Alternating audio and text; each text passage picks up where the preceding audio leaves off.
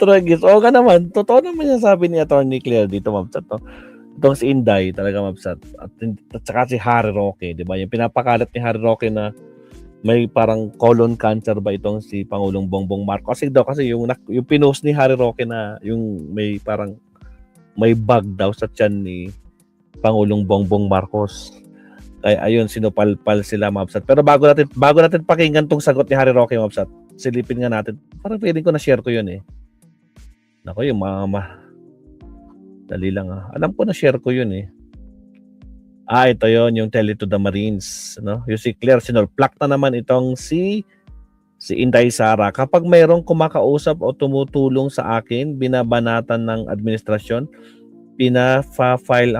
pinapa-filean ng kaso, tinitreten at hinaharas, sabi ni Sara nung February 10. Kaya kaninang umaga or kahapon, another storytelling, alay. Sino ba talaga ang may kakayahan na gumawa ng kaharasan? which is totoo na naka-live stream.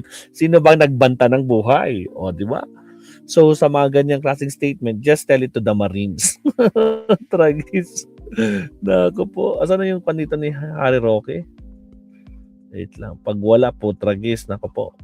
Alam ko meron ako eh. Dali lang ang Mabsat. Pag lumagpas na tayo sa... Nako, lumagpas na nga tayo. O siya. Teka lang ha. Yusek Claire.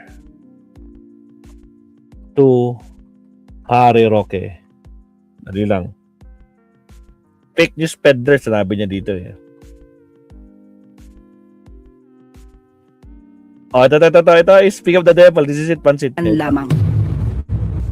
Ipinakitang larawan Yan. Ito yan. Ipinakitang larawan ni Harry Roque ay pawang kasinungalingan lamang. May mga reports, newsroom reports na rumors na may colon cancer daw ang Pangulo at Nako naman, Harry Roque. Iba ka talaga. ito pa'y lalong nag-proliferate nung nilabas ni Harry Roque na may colostomy si PBBM. Yun na nga po ang masama ay kasi mga rumors, mga chismis, walang katotohanan na nakakapanira sa gobyerno, nakakapanira sa Pangulo, na nakakaapekto sa ekonomiya. Tragis. O, kita niyo mga Absat, no? Ibang klase si Leonardo Ansag. Kung manggagaling lamang po din kay Harry Roque na masasabi na natin isang fake news peddler, nakita naman po natin ang video, yung kabuuan kung saan itinaas pa po mismo ng Pangulo ang kanyang mga kamay habang siya'y kumakaway sa ating mga kababayan at kitang-kita po na ang sinasabing larawan o ipinakitang larawan ni Harry Roque ay pawang kasinungalingan lamang. Huwag na po tayo maniwala, huwag na po natin dalhin sa anumang usapan ang mga fake news peddlers katulad nila. Aray ko po, fake news peddler tulad nilang dalawa ni Harry Roque at ni Inday. O, punta na natin ito, Absat. Yung sagot ni Harry Roque. Puntaan natin ito, sagot ni Harry Roque. Sumagot na siya. Kanina lang. Fresh from the farm pa to. Ito. Agoy, panoorin lang. Saan na yan si Harry Roque? Where are you? Uy, tagal naman lumabas. Nagtatago pa si Harry Roque. Labas. Ayaw lumabas ah.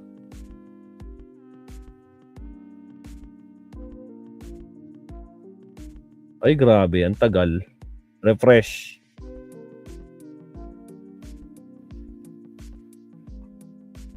Wait lang. Ay, putragis ang tagal. Ito. Harry Roque. Pasok, Harry Roque. Ito na.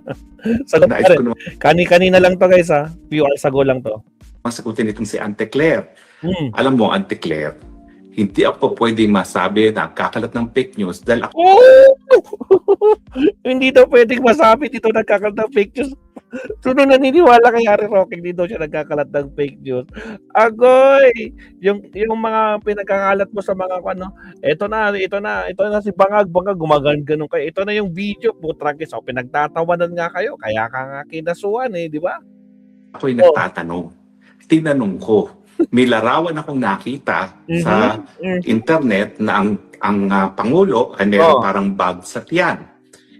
Alam ko, yung bag na yan, may nakita akong ganyan na, yung dating Mayor Osmeña ng Cebu City, talagang may ganyan na colostomy bag. Ba't parang ibang itsura ni Harry Roque ngayon? Pawis na pawis na. Parang okay ka pa ba? Ba't kaya yung itsura mo masyado kang shiny? ang tawag dyan. Yan ay kapag hindi na gumagana nga yung mga functions natin, pagdudumi ng tao, linalagyan na ng bag para dyan didiretso yung dumi. O, kita nyo? Kaya nilalagay daw ng bag kasi hindi daw na gumagana yung mga functions ng mga katawan natin. Agoy! Doktor ka na ngayon? Harry Roque? Nako pa. At sa bagay, puganti ka nga pala. So ako, hindi ko sinasabi na merong colostomy bag ang presidente. Ang akin lang ay pagtatanong dahil nakalagay naman sa Article 7, Section 20 ata ng ating saligang batas. Bakit ata? Na mamamayang Pilipino ay may karapatan na malaman ang estado ng kalusugan. Ay, umuwi ka ng Pilipinas. Kung gusto mong tanungin yan, umuwi ka ng Pilipinas, harapin mo lahat ng kaso mo. Matragis ka. Ng presidente kapag meron siya Ay, may lipstick ba, Sir Leonardo? Ay, hindi ko nakikita. Lipstick ba to? Ba't parang may red dito niya? Ano yan? Kinagat ng ano? siyang seryosong pagkakasakit. Dumudugo ba yung...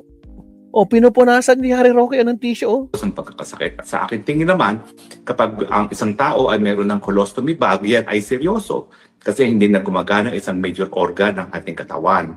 So, Ate Claire, wag mong Ganyan din narrative mo eh. Pag si Bongbong Marcos hindi na niya magampanan yung kanyang pagiging presidente, ibigay niya na kay Sara, ipasa niya na kay Sara. Ganyan naman gusto niya eh.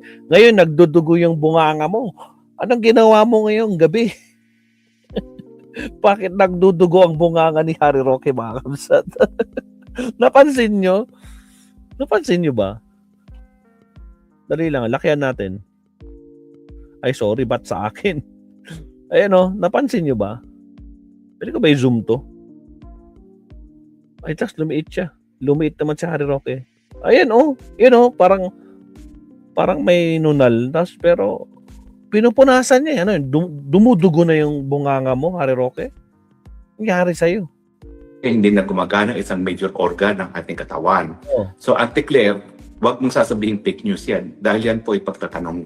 Yan ay kasama po ng karapatan ng tao ng mamamayang Pilipino sa impormasyon, lalong-lalo na dahil ang ating bagong saligang batas ngayon, yung ating 1987 Constitution, ay nagbibigay talaga ng karapatan sa taong bayan na magkaroon ng impormasyon tungkol sa Pangulo, lalong-lalo na kung meron siyang sirosong karapatan. Nakita nyo, napansin nyo, kanina pa siya punas sa bunganga niyang dinudugo. Grabe ka naman, Naomi Chin, baka naman. Nagdurugo ang... Ay, grabe. Harry Roque. Anyari talaga. Hindi nga makakabsat.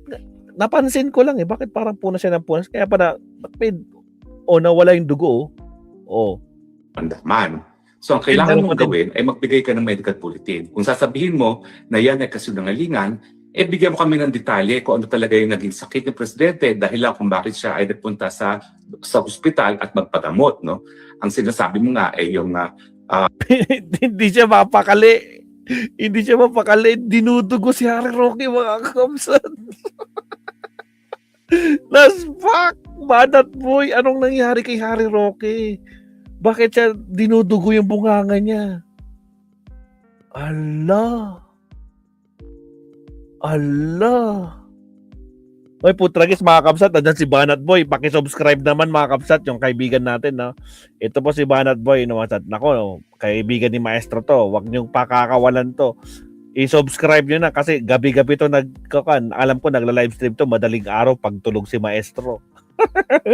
Shoutout sa ating 400 live viewers. Baka naman sa mga di pa po nakakapag-subscribe kay Banat Boy, paki-subscribe si Banat Boy. At itong si Harry Roque, di natin alam bakit biglang dinudugo, no? Nako po, dinudugo si Harry Roque, mga kabsat, agoy. Napansin ko lang kasi punas siya ng punas, kaya pa may dugo. Diverculosis, no? Diverculitis. Ang alam ng marami dyan, yung diverticulitis, yung kanyang kagustuhan na i-divert ang public funds. Pero alam natin, ang diverculitis ay may kinalaman din yan sa colon na kapag hindi... yan! May kinalaman daw sa colon. Di, galing na rin sa'yo. Di, bistado ka. Tragis ka. yan na gamot, magkakaroon ng problema sa paglabas ng dumi ng taong bayan. Kaya nga ako'y naabala nung nakita ko yung picture na parang merong colostomy bag ng presidente. Kami din nababahala sa yung bunganga na dinudugo. Harry Roque. Tragis to. Dahil baka nga seryoso ang kalusugan ng presidente. Oh. Nais ko naman sagutin itong si Ante Claire. Alam mo, Ante Claire, hindi ako pwedeng masabi na kakalat ng fake news dahil ako'y nagtatanong.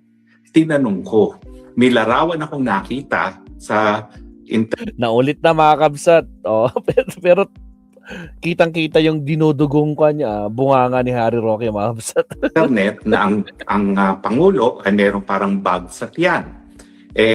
Sabi ni Naomi Chin, sa kaka-fake news niya, nagka-cancer na sa bunganga, parusa yan sa'yo, karma. Paktay tayo dyan, Naomi Chin.